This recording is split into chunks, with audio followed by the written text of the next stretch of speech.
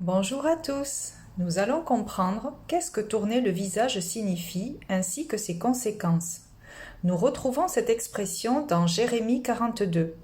À cette époque, tous les chefs des troupes qui étaient avec Joshanan, ainsi que le petit nombre du peuple juif qui restait, craignaient Ismaël qui avait tué Guédalia et tous les juifs qui étaient avec lui à Mitzpa en Juda.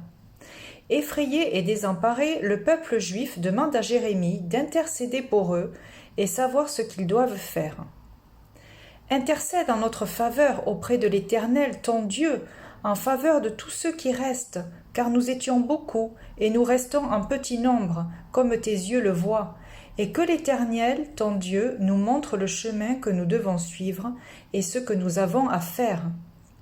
Ils ajoutent même que ce soit du bien ou du mal, nous obéirons à la voix de l'Éternel, notre Dieu, vers qui nous t'envoyons, afin que nous soyons heureux, si nous obéissons à la voix de l'Éternel, notre Dieu.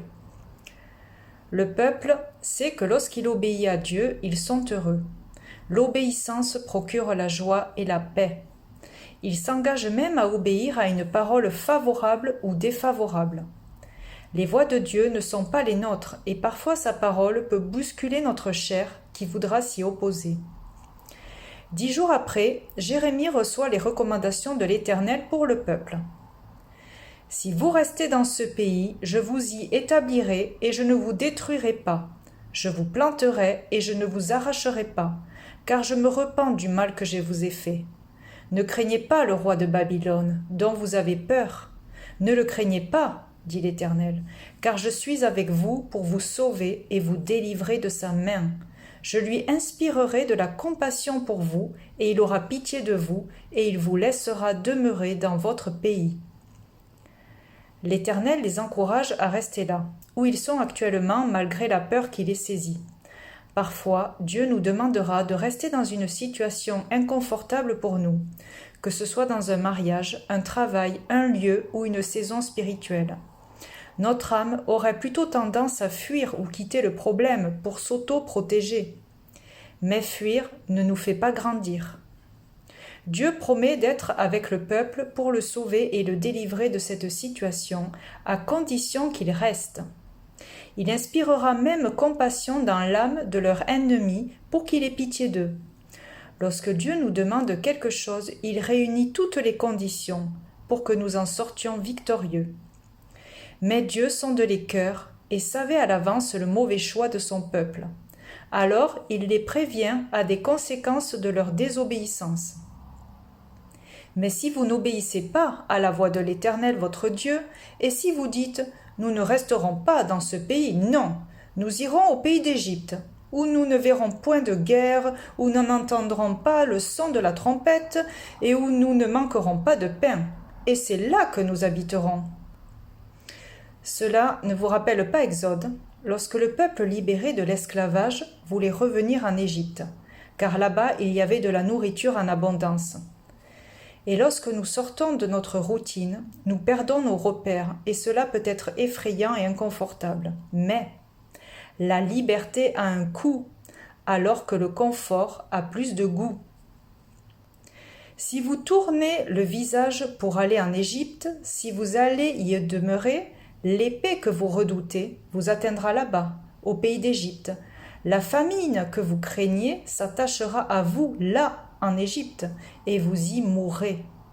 Tous ceux qui tourneront le visage pour aller en Égypte, afin d'y demeurer, mourront par l'épée, par la famine ou par la peste, et nul n'échappera, ne fuira devant les malheurs que je ferai venir sur eux. Dieu leur demande de ne pas tourner le visage vers l'Égypte. Dans les difficultés, nous pouvons avoir tendance à penser qu'avant c'était mieux et plus facile. Tourner son visage, c'est avoir des regrets sur le passé, c'est-à-dire de la vie avant Christ, ou bien d'une période comme par exemple au début de notre rencontre avec Dieu, lorsque nous étions en feu et zélés et que tout semblait facile, ou une saison spirituelle, dans la vallée, qui était plutôt calme. Mais tout cela n'est qu'illusion, car Dieu nous avertit que là où nous pensons être mieux, c'est là que sa colère s'abattra. Rappelons-nous la réaction de la femme de Lot. lorsque l'Éternel demanda à Lot et sa famille de quitter Sodome et Gomorrhe, lorsqu'il fit pleuvoir du ciel du soufre et du feu. La femme de Lot regarda en arrière, et elle devint une statue de sel. C'est la conséquence de son regret de quitter cette ville. Jésus le dit bien aussi dans Matthieu 24.